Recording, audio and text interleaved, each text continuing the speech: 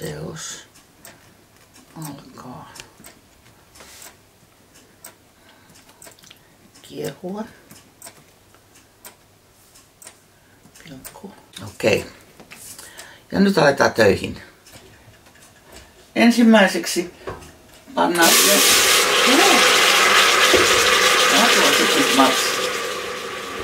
vesi tähän aluskattilaan.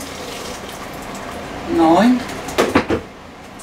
Ja sitten pannaan tämä varsinainen kattila, johon nyt kaadetaan maidot kuumenemaan. Kansi päälle, annetaan kuumeta. Sillä aikaa voidaan vatkata munat ja lisätä kermaviili ja piimä. Ja kun tämä on tarpeeksi kuuma, että se on vähän vaahtoa jo päällä, niin sitten jatketaan.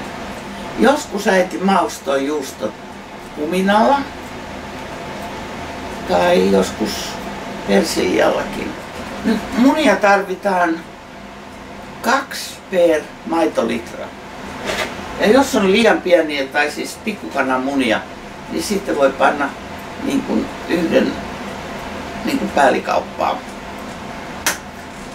Tämmönen vispila on hyvä. Tämän kanssa näistä tulee sileitä, koska jos ei muna ole sileä, niin sitten käy niin, että siitä tulee kirjava juusto. Ja se ei ole oikein niin kuin hyvän näköinen. Jos nyt halutaan vähän niin kuin parempaa oikeasti, kun tämä on kaupan maitoa, niin voihan siellä laittaa 2 kermaviiliä. Nyt se on tasaisen näköistä. Ja sitten pannaan viimeksi tämä piimä.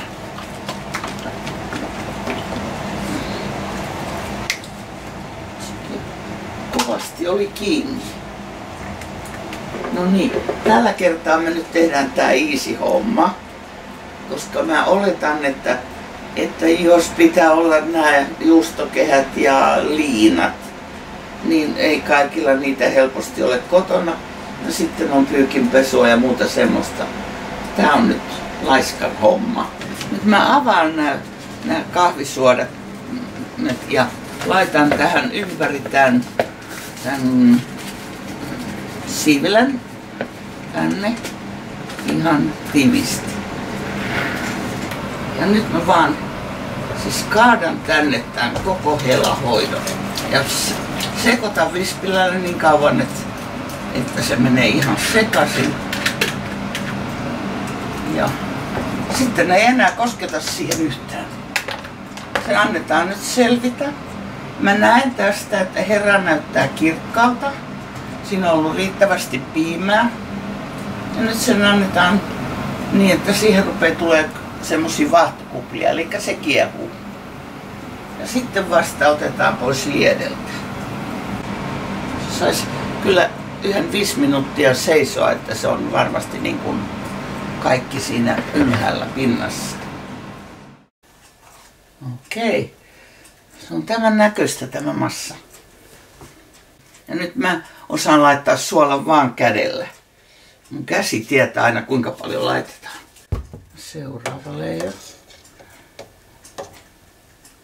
Tätä onkin aika vähän oikeastaan.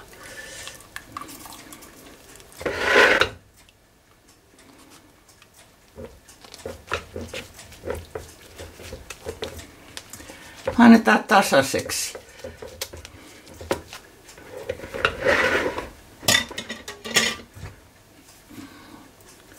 Suolakerros.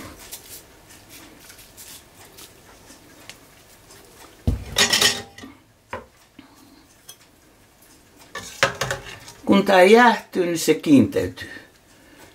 Se on sitten lautasella leikattava siivuiksi.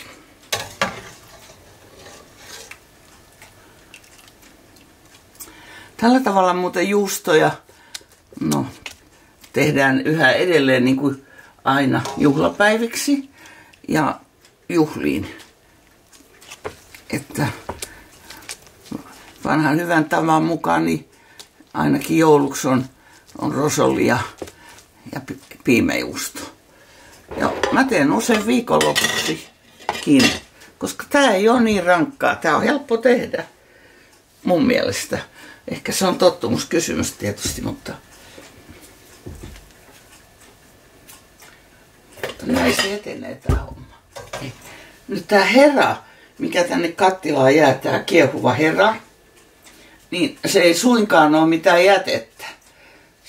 Siitä voisi tehdä näitä herajuomia, tai marjaa, mehua, ja se on hirveän terveellistä, koska siellä on, tässä on poistettu vain valkoinen. Kaikki muut aineet on vielä siellä. Ja usein mä teen sitten, no nyt mä en niin paljon tee, mutta usein tein sämpylöitä tästä. Tulee fantastisen hyviä sämpylöitä. Voisit tehdä lettutaikinankin. Jos on päässyt puolikas esimerkiksi vähän vanhenemaan, pari päivää, ja sitten koska tää on tuore juusto, niin sitten siihen voi voidella voilla, panna uuniin, kunnes siinä on kaunis keltainen kuori. Ja sitten se on taas uudistettu.